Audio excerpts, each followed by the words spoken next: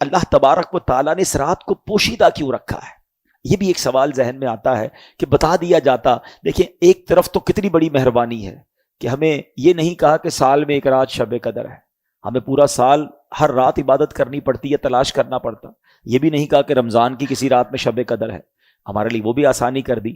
آخری عشرے کی کسی رات میں ہے، یہ بھی نہیں کہا، بلکہ نبی پاک علیہ الصلوۃ والسلام نے ہمیں یہ بتا دیا کہ آخری عشرے کی 5 طاق راتوں میں سے ایک رات جو ہے وہ شب قدر ہے. جس طرح دیگر اشیاء کو اللہ کریم نے پوشیدہ رکھا ہے، مثلا اللہ تعالیٰ نے اپنی رضا کو اطاعتوں میں پوشیدہ رکھا ہے.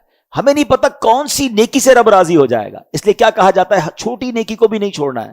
کبھی آپ نے سنا ہوگا نا کہ کسی نے کتے کو پانی پلایا، اس کی بخشش کر دی گئی، راستے سے کانٹا ہٹا دیا، اس کی بخشش کر دی گئی. تو چھوٹی نیکی بھی نہیں چھوڑنی ہے، کیونکہ اللہ پاک نے اپنی رضا کو اطاعتوں میں چھپا کر رکھا ہے. ہم نہیں جانتے کس عمل سے اللہ راضی ہو جائے، وہ نقطہ نواز ہے.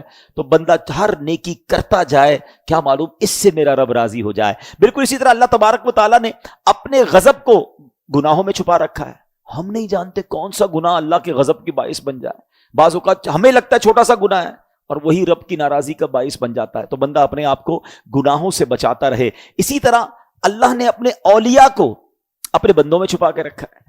ہم نہیں جانتے اللہ کا ولی کون ہے. دیکھیں صحابی کی تو ڈیفینیشن پتا ہے کہ جس نے نبی پاک علیہ الصلوۃ والسلام کی صحبت ایمان کی حالت میں اٹھائی، ان کا خاتمہ بھی ایمان پر ہوا، وہ صحابی رسول ہے. مگر اولیاء کرام کی کوئی ڈیفینیشن نہیں ہے، ٹھیک ہے نا. ہمیں نہیں پتا کون اللہ کا ولی ہے.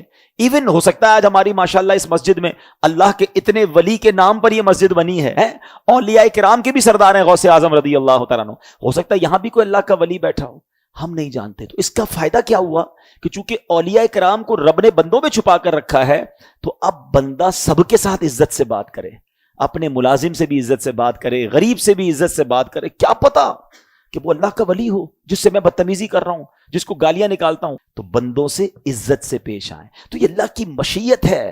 اسی طرح رب نے یہ لیلۃ القدر کو بھی پوشیدہ رکھا تاکہ ہم ان 5 راتوں میں تلاش کریں، عبادت کریں. ورنہ ہم تو ایسے نکمے لوگ ہیں، ایک رات پتہ چل جاتی تو باقی راتوں تو پھر ایسے ہی سارے بھول جانے تھے. چلو اس بہانے 5 راتیں تو مسجدیں بھرتی ہیں، ان 5 راتیں تو سجدے ہوتے ہیں، کچھ عبادت ہوتی ہے.